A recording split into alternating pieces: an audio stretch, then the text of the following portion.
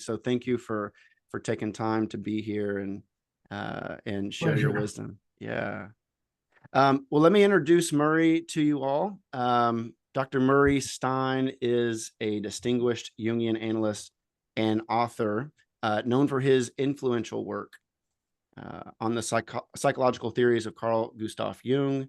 He holds a Master of Divinity from Yale University, a PhD in religion and psychological studies from the University of Chicago, and completed his training at the C.G. Jung Institute in Zurich, where he now lives.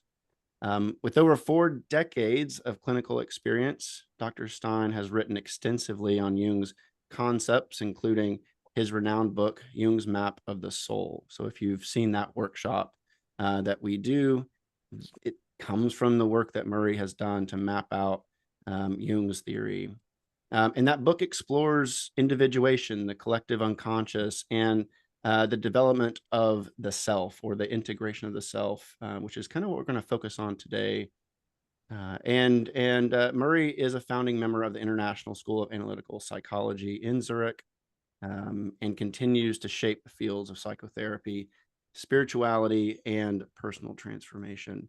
I do want to point out, not only Murray, your work in Jung's Map of the Soul has been foundational for me, but also your book, The Bible as a Dream, which I hope one day we can have you back to kind of go through. But The Bible as Dream will really maybe cast a new vision for how we engage the Bible and mythology in general and our own myth. So yes, thank you. I want to start us off with kind of a 30,000 foot view question. Your book, Jung's Map of the Soul, lays out the structure of Jung's ideas in a very accessible way. I think accessible and challenging, right? It's like, okay, we've got to really stretch here. We've got to focus in. Can you tell us, why is Jung's map and theory so useful for growth towards wholeness, particularly for those of us who are coming out of kind of the Christian mythos, if that makes sense? Well, there's a simple answer and a very complex answer to that, a very long-winded one. But the simple answer is it helps you to understand your experience, particularly your numinous experiences and your religious experience. Depth psychology is founded on experience. It doesn't start with theory, it starts with experience. And the theory is a way of looking at the experience and placing it in certain categories, naming features of experience, understanding the experience from a particular perspective.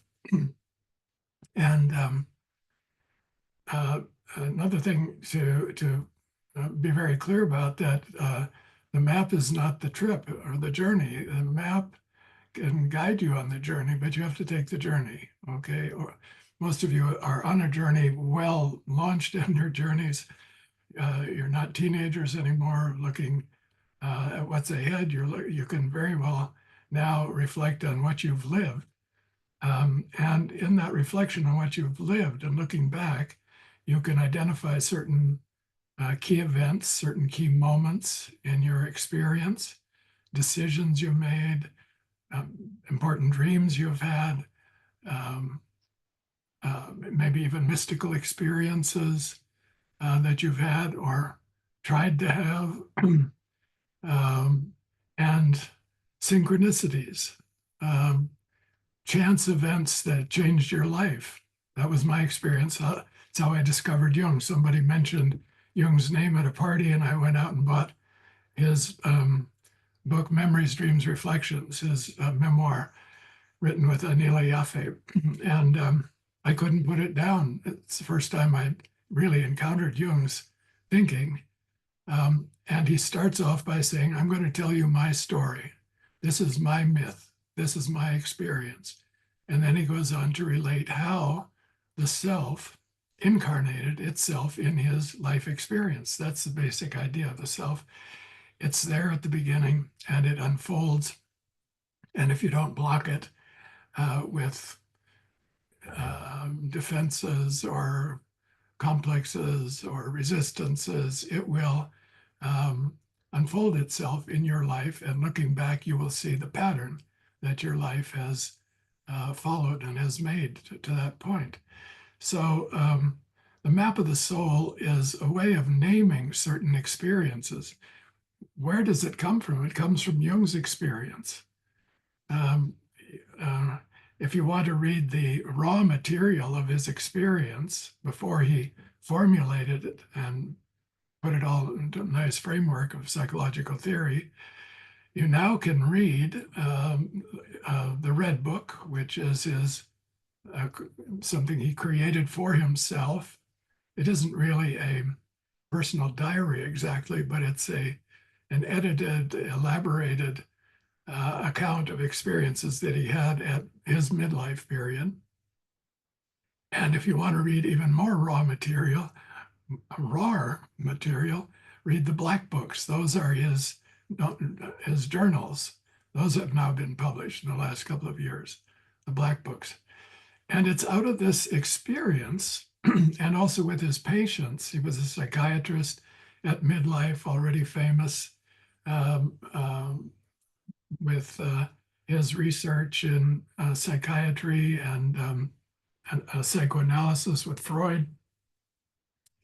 But he recreated himself at midlife, and he founded a new theory called analytical psychology based on his experience as an analyst with patients and his own personal experience in working with his dreams and what he calls active imagination.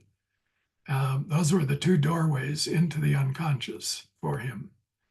There are other ways to get into the unconscious. Nowadays, people take psychedelics.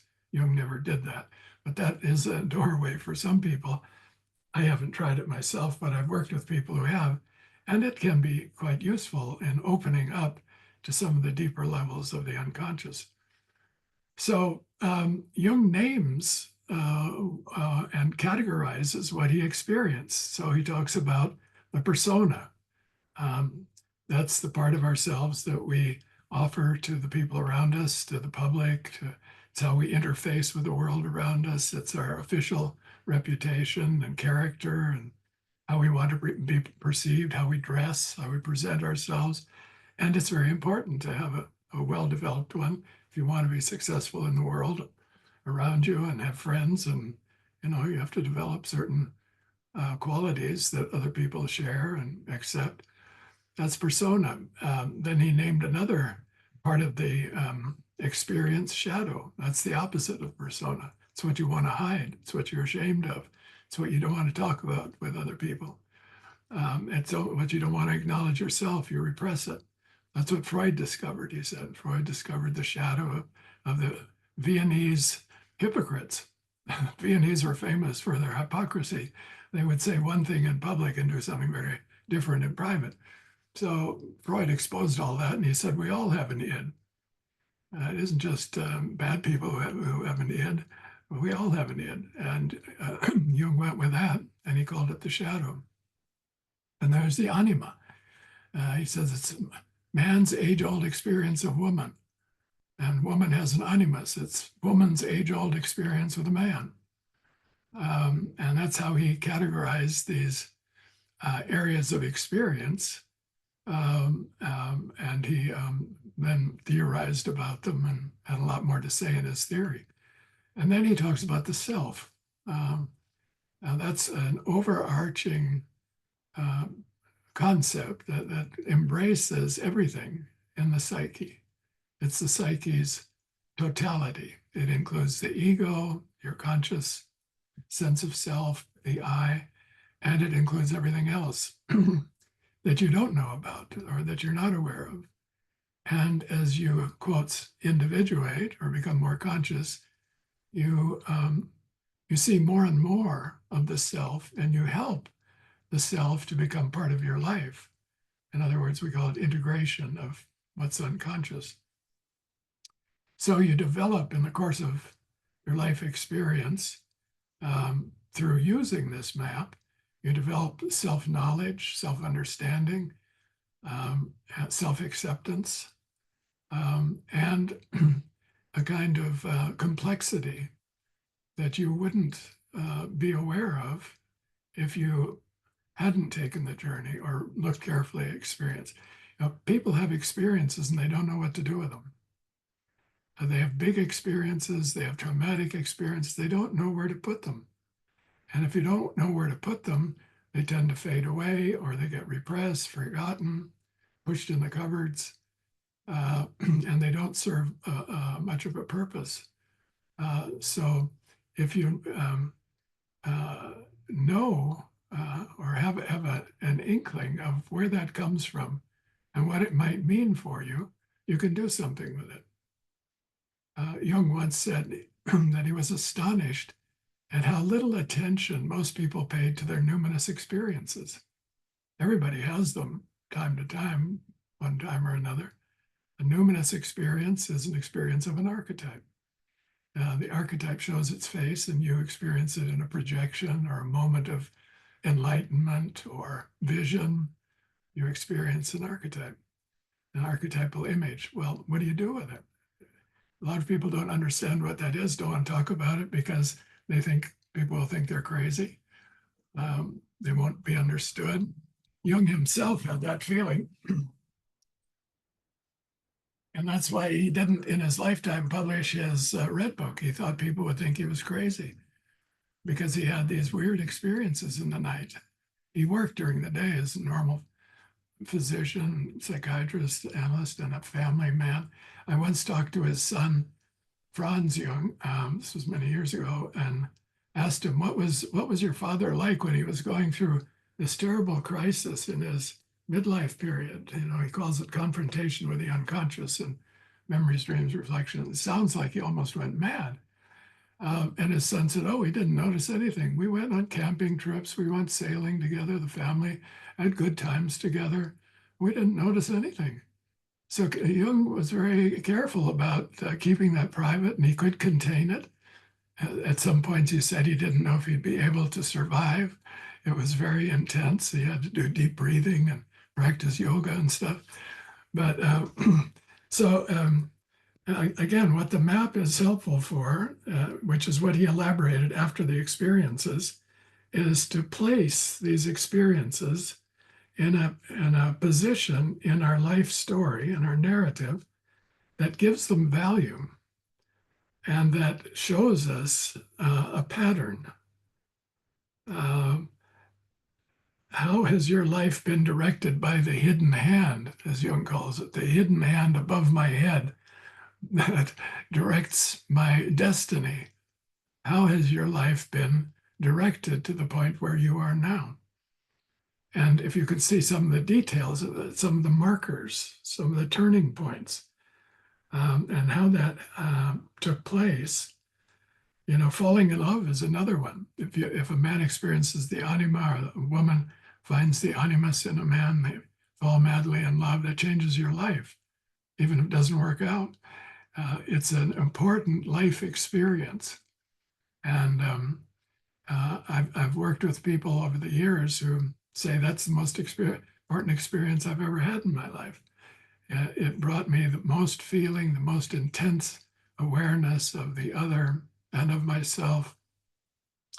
That's getting in contact with the unconscious as well as with the other person. You're meeting yourself when you meet the depth in others. You're also meeting yourself. And those self-meetings are very important in developing a sense of yourself, who you are, what you're like, what you are, not only who you are, not only your conscious identity, but what you are and what your life means and stands for. So that's the map of the soul. Wow. Oh, I am. Murray, would you? I mean, you put this in your own words, but there's a sense that, well, I think about the quote that Jung has. It's I'm glad I'm Jung and not a Jungian, right? And so he's in some ways alluding, I think, to, okay, this is my experience, and I'm going to somehow give words and language, and we can take those words and language and try to fit our story into them. But would you say that it's almost our work to become map makers of our own soul? I mean, is that what we're really called into into this kind of Jungian framework? Well, you know, Jung thought of himself as a pioneer. I'll answer that question in just a moment. But Jung thought of himself as a pioneer. So imagine going out. My ancestors on my mother's side of the family immigrated to Canada when in the 1890s. And they came as a group of people. They were all Baptists. The whole village immigrated to Canada because they didn't want their sons to be drafted into the Prussian army. So they went to Canada, and when they got there, they were given a piece of land out in Saskatchewan. They were taken on a wagon with some supplies, and the government officials said, well, here's your piece of land. These are the markers. Have at it. And they spent their first night in dug a hole, their first winter, dug a hole, put a tarpaulin over it. It was fall, and they survived the winter, all of them. And the next spring, they started clearing the land. Okay, those were pioneers. So when you go out into the wilderness of the psyche, you need some help. You need somebody to meet you out there, and you need somebody to guide you. Now, the map that Jung wrote will help you find your way. You know, if you travel to a foreign country and you have a map in your hand, it helps you. Or you have what do they call these things in the cars now? You type in the address that you want to go to, and it says turn left here, turn right there. One of those things. That's a help when you're in an area that you don't understand or you don't know. You aren't required to make your own map. The map has been made.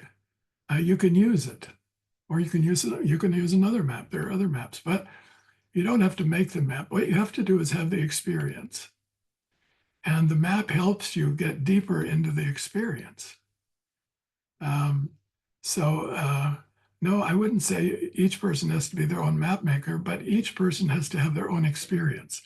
You aren't meant to have Jung's experiences. You aren't meant to have active imagination with Philemon. That was Jung's inner guide and teacher. You have to find your own. How do you do that? Well, you do your own inner work. You follow your dreams. They aren't anybody else's dreams. You follow your active imagination. So when I tell people how to do active imagination, I sometimes give a class to students. How do we do active imagination? First thing, clear your mind, and then wait for something to appear. And whatever appears, accept it. Don't reject it, no matter what it is. You might not like it. You might think it's, just a third rate. you want to see, an image of the Buddha or something. Instead, you get a rabbit. Follow the rabbit. Accept whatever comes to you. And if it moves, follow it. Whatever is moving in your imagination, stay with it and go as far as you can with it. And stay with it day after day after day for a period of time. And after a period of time, you will have your own inner world to go to. That isn't anybody else's inner world. It's not Jung's. Jung had his, you will have yours, and yours will be different. So yours depends on your psyche. And each individual is unique. That is a fundamental precept or doctrine, if you will, of analytical psychology, the uniqueness of the individual. Jung focused on that, emphasized it, maybe even exaggerated.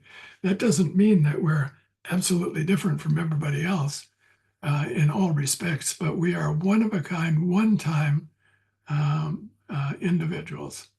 And so you will have your own individual experience of the inner world. It might compare with others that you know. You can tell them yours and they'll tell you theirs, and you can compare and contrast, but stick with your own. You had another question there about the collective unconscious and the archetypes. The collective unconscious is what we all share. there is a level of the psyche that Jung hypothesizes. Okay, he says, this is a hypothesis. It isn't something to believe or disbelieve, but maybe you can use it. And he discovered this through researches in comparative anthropology and literary studies and religion. What he found was patterns. Looking at the experiences, let's say the numinous religious experiences of many different peoples, looking at their mythologies. Their mythologies are their account of their numinous experiences. And he found that there were many commonalities. And he said every culture that has ever existed has had a religion or a myth, because human beings are myth makers, and they have a religious instinct. What is that? That is a sense of there's something that we can't see with our senses, but that does exist out there. Something invisible. There's an invisible world that surrounds us. Okay, and so we sometimes we experience that invisible world, and then we make a record of it, and we talk about it.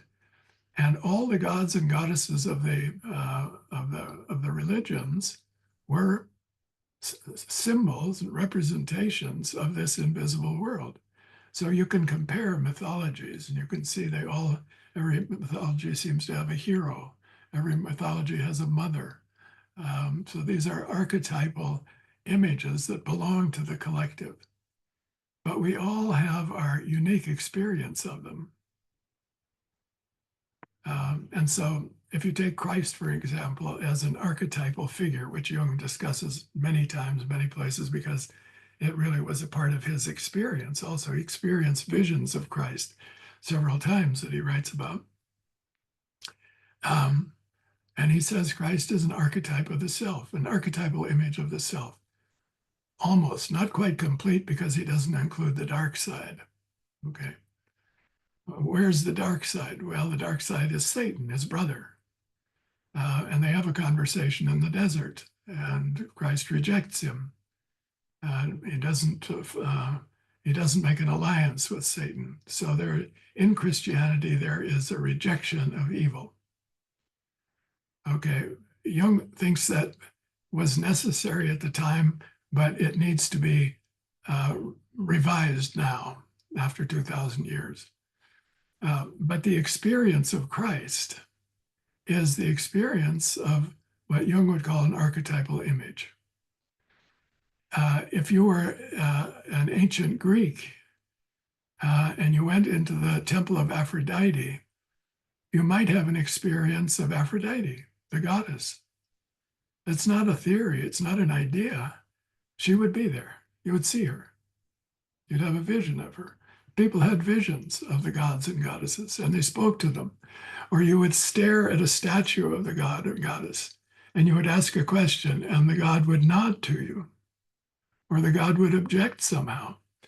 So your psyche is, we say, projecting either a visionary image or a movement in a stable object, material object, that is then speaking to you. Your psyche is speaking to you. And then the theologically minded people would always come to Jung and say, but do these images have any ontological standing, metaphysical standing? Do they exist outside the human psyche on their own? And they just come and appear to us. Now, there are people today who claim to have communication with invisible personalities or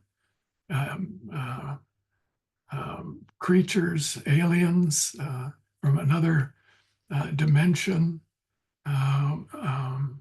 who are visiting us regularly, and they can channel them. I listened to a podcast the other day by a channeler, and he claimed that he's channeling so-and-so, a figure from another dimension, and this figure is giving him a lot of information. Now, the Jungian would say, well, you're in contact with an archetype of the collective unconscious. you're hearing something that is valuable. It's good information. He says what this teacher is teaching about is all about love, how love is entering the human domain, and we can choose between love and not love. And so it's good teaching. Well, that was Christ's teaching. Christ also taught about love.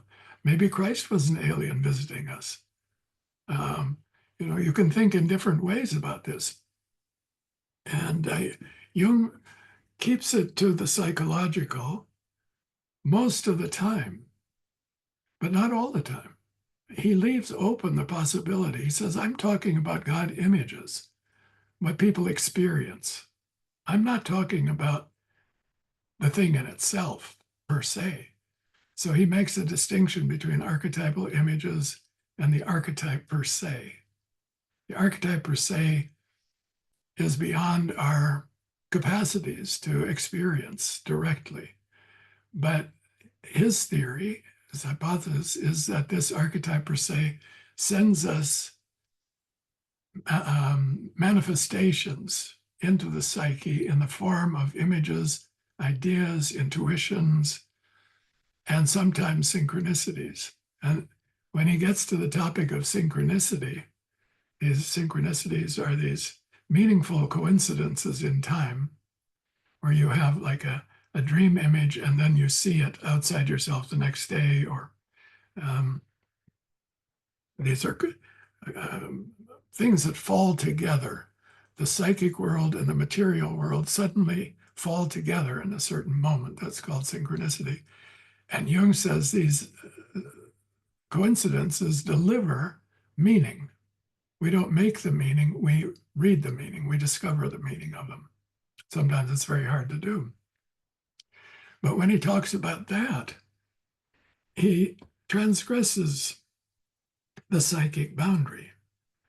How is it possible that something could coincide in the psyche and the material world at the same time? What's behind that? Who's behind that? So when you have meaningful experiences that change your life, like my discovering Jung's work, just a fluke, or you fall in love with a stranger on the airplane, and that changes your life. I've talked to people that happened to. What explains that? So there, Jung seems to suggest that there is something behind experience and the material world that can coordinate them. Now, this has been called in recent times dual aspect monism. And it's been written about by a man named Harold Ottmansbacher. He's a Swiss scientist and philosopher, lives in Zurich, and he's written some books. You can look him up. I think he's got some YouTube lectures. Ottmansbacher, Harold Ottmansbacher. And he's elaborated this theory that he calls dual aspect monism. So there's a monad that's outside or behind or below or above that manifests itself in two ways. One is a psychic way and one is a material way. And it can send these manifestations into time so that they form a synchronicity in time. And it's hard to know for sure what it's up to. Why is it doing that? But if you have a sense of a personal destiny, you feel that there is a hidden hand that has guided your personal destiny in a certain way. That would be the monad behind the synchronicities that have shaped your life.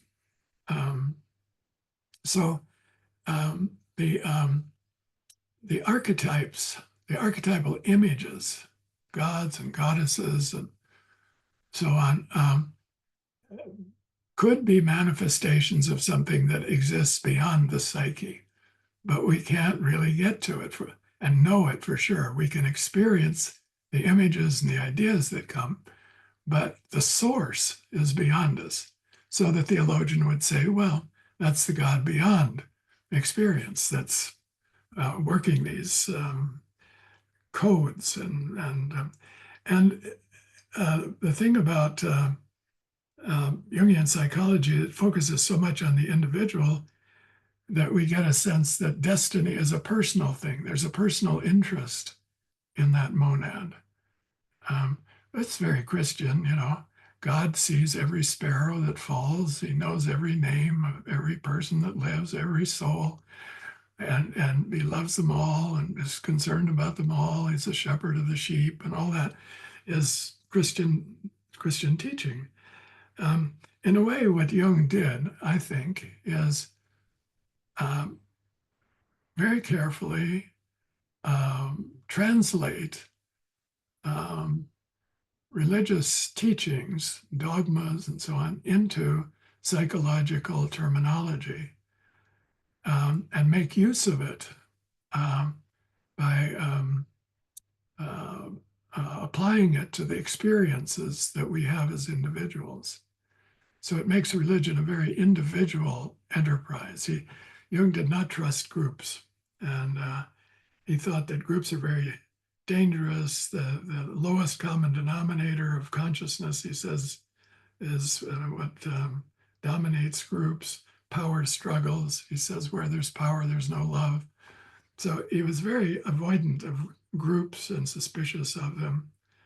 And that applies to religious groups as well as any political groups or any other type of groups.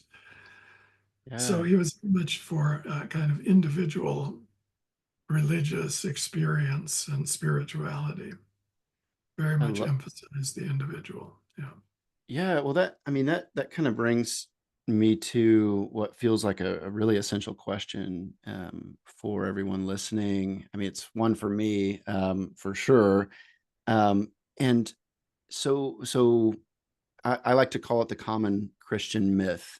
I think everyone on this call, everyone listening, likely has been impacted, been touched at some level by these common images, these common beliefs and assumptions that guide life and kind of establish a sense of collective consciousness, right? Um, but I would say everyone listening has at some point had to significantly question that mythology, or their life experience, as you're talking about, has pulled them out of that myth, right? Their experiences have led them to encounter images, archetypal images that uh, the common Christian myth may even reject, right? Like Jesus and Satan saying, "Oh, I reject you. I'm not going to engage. I'm not going to deal with the shadow, deal with what is hidden, deal with evil." Um, and so, what would you say for people who are kind of either, I mean, because on this call just right now, we have priests, we have pastors, we have leaders, we have people who have left those roles. But I'd say all of us find ourselves in this kind of threshold of we have to connect with spirituality.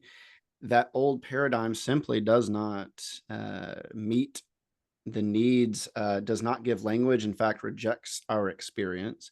So what is it like? How then should we live? I mean, I think that's the big question. How then should we navigate? Is it a new mythology? Is it a personal myth that we're to engage? What's the way forward? Well, you know, I grew up in a very Christian family. My father was a Baptist preacher, pastor. So I grew up with a Bible. And when I went to Israel the first time some years ago, it was like I discovered my neighborhood. It was so familiar, the names of the places. It was more familiar than where I had lived with my family in North Dakota and South Dakota and various places, Michigan. So I continue to read the Bible myself, but I don't go to church. I did attend church for a while in Zurich. There was a very fine old church founded by Charlemagne in the year 800, I think, and called the Grossmünster. And they have quite good pastors and preachers there. And I've heard some pretty good sermons there. But it doesn't really move me very much. And I've tended to, over the years, I wouldn't say distance myself from the church, but I was ordained as a Presbyterian minister when I was young, and I served in the Presbyterian church in what they called a special ministry. They were very liberal in the 70s when I was ordained, and they allowed me to function as a Jungian analyst and teacher in a special ministry. So that's how I stayed in contact with the church. So I never left the church. I still don't feel alienated from it. But it doesn't really touch my soul very much. So the music sometimes. And I also work with a number of retired pastors. And they've really left the church. I mean, they can hardly bear to step into a church. I think they're over-churched. They're churched out. They're just tired of it, but they need something that they originally found there. They found a map. They found the guidance in the scriptures and so on. So when I work with them, we work in a Jungian way, and we work with their dreams, and with active imagination and reflection and observing synchronicities. And gradually they form their own path. It's a kind of personal religious path, spirituality. It doesn't mean they reject the church or really have left it in a broken way, but they distance themselves from it, and they can still use some of its resources. What the church has that can be wonderful is a sense of community, support. It's like AA that way, it's a supportive community where you can have some friends and you can lean on each other and look to each other for help if you need it. This other way, this individual way, is a kind of lonely way. People today, there are many people, studies have been done about the loneliness epidemic in developed countries, especially during COVID, but continuing after that. Here in Switzerland, a unprecedented number of people are living alone. Young people, older people, living by themselves in apartments. And they often describe their experience as very lonely. When they go to see their doctors or talk to other people, maybe they can join a club or a study group or something that helps a bit. I work with a woman who's in her late 80s. She's Jewish. And she has made a very good life with herself. She does active imagination every week with a transcendent figure who gives her all kinds of support. But she also goes to a Torah study group every week, and they read in the Bible. And she goes to some holidays. She's not a member of the synagogue, but she uses it for community and support and a sense of roots. The individual.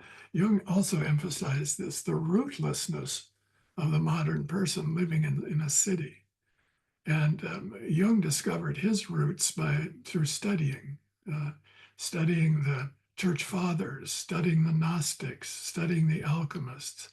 And he linked, modern psychology to all these esoteric traditions and to the past. And he always carried a Bible around in his pocket, his son told me. And when he was on the train and had some time, he would open the Bible and read a passage. If you look in his index, in the index to his collected works, under Bible, you find pages and pages of references to biblical passages. So he had a kind of, and he speaks about an invisible church. So he felt communitas with the past, with believers, with the present. He had friends and acquaintances who were his father, 6 uncles who were ministers. Um, so I think the community can offer resources if we take it in a certain way, not as quotes, absolute authority tells you what to do, what to believe, how to believe it, and what this passage means in the Bible, what that one means. None of that. That's for children. That's Sunday school stuff. But after a certain point, reflection on various biblical passages can be very nourishing and interesting. I read the Bible regularly. I just recently read the Gospel of John again. Jesus' feet barely touch the ground in the Gospel of John. It's the Word who becomes flesh and does all kinds of interesting miracles and so on. So you can read it. I had a professor at Yale, Hans Frey. He wrote a book. He was a Jewish convert to Christianity and a very strong believer in the Christian gospel. And he said you should read the Gospels as narrative. Don't read them as theology. Read them as a story. And read Jesus as a very interesting character in the story. Who is he? What does he do? What does he decide? What does he reject? Read him like you would read a novel by Tolstoy. And that's the way I've been reading the Gospels lately. Or you read the epistles of Paul in a good translation. And I was astonished after all these years reading the epistles again that he talks so much about love. That's almost all he talks about. And it's a wonderful translation of the meaning of Christ for human beings. What did Christ bring? Love. And that he tries to transmit that and encourage it and speak for it. And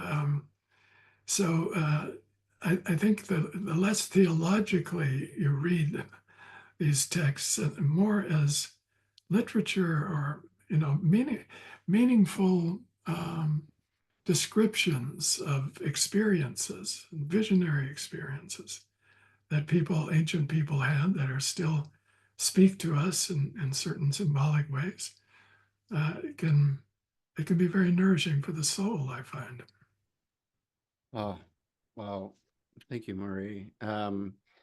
Well, I think now is a good time. I know maybe just a few minutes, 1 or 2 questions. And I do want to say, if you have questions, you're like, we're not going to get to it, email me and perhaps I can correspond, Murray, and we can maybe have a dialogue or something and kind of put that together. So yeah, any questions, burning question, be the first of the line, and maybe we can talk through some other things here.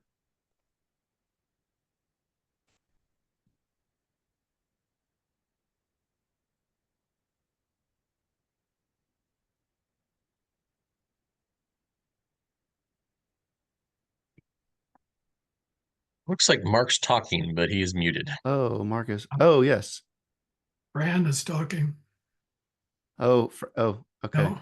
Oh. Who was talking? Was it Mark? Mark, are you? I think you're muted though.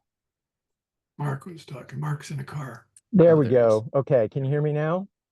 So first, I wanted to thank you. Very enlightening discussion. What an honor to be a part of this. And Michael, thank you for the invitation. So in your book, which I've read, you talk about libido energy. And so I'm just trying to understand that, and particularly from the context of sexual development. Particularly, I work a lot with people who have same-sex attraction, and so I'm just trying to understand how that develops that, and what Jung's views on that were. It's not really articulated in your writing of the map of the soul, and just how that develops. And I'm just trying to reconcile that with many Christian faith traditions. that say that that's not being authentic. So if you're not able to comment on that because of the time, if there's a reference, maybe you can follow up with Michael to where I can research that further. I don't want to, take away the time for the group. I can comment on it briefly. What Jung did with the libido theory was to expand it from Freud's definition of sexuality to common interest. Libido is what you take interest in. In Jungian circles, we say, where does your libido go? That doesn't mean where does your sexuality go? It means where does your interest go? Now, that interest may be a sexual interest, but it may be a different kind of interest as well. It could be curiosity or love of beauty. Your interest goes toward beautiful things. And usually we say, follow your interest, follow your libido. There's a wisdom in your libido. It will take you somewhere. Don't second guess it too much. Now, if it takes you to something that's outside the boundaries of the collective norms, of course, you might feel shame about it, or you might feel guilt about it. But I would still stay true to where it goes. And it may change, it may leave a particular object that it has been attracted by. But, you can't really apply a single theory to these gender questions. The gender questions are very complex. They have to do with the times we live in, the zeitgeist, what's trending, like tattoos are trending, and there's a kind of movement in the collective that shows itself in certain states of mind and certain types of libido directions. And it's, we judge that. So is it good? Is it evil? Those are judgments. We don't know what's good and what's evil. That was one of Jung's great points also. You think you know what's good and what's evil, but that's just a judgment that you make, and it's often based on habits and collective patterns, your culture. In one culture, it's evil, in another culture, it's not. So I would take the judgment factor out and just look at what is going on in the individual. What do they see there? What is it that attracts them? It might be an ideal. It's a beautiful boy. I'm a boy. He's a beautiful boy. He's like Apollo, or it could be some other quality that person has that you're seeing there. And I would begin to think about that as a part of yourself. What you're seeing there is something that is you're projecting and you're longing for. And can you find something like that in yourself? Or if is that something that you need? Does that person give you something in the way of affections, affirmation, love that you find very helpful for yourself, builds you up, gives you a sense of wellness and satisfaction? So I would just treat them individually, whatever the libido happens to select, and see where it wants to go and what it might mean for that person. A lot of these things change in time. Thank you, Murray. And thank you, Mark, for that question. That's wonderful. Well, I do want to honor your time, Murray, and just say thank you so much for ending your day with us here, as many of us are beginning our day or maybe ready for lunch. We'd love to have you back at some point, and you and I will be in touch in the coming days to see what could come about. And so thank you for being here. And if anyone does have any questions that they want to pass on, feel free to email me. I'm going to stay on for a few minutes if anyone wants to stay. just to kind of recap or talk through any nuances. But Murray, thank you so much for being here, and blessings on your evening. Thank you, Michael, for the invitation. I hope to see you again sometime. Yes. Okay. Take care. Talk soon. Bye. Bye. All right.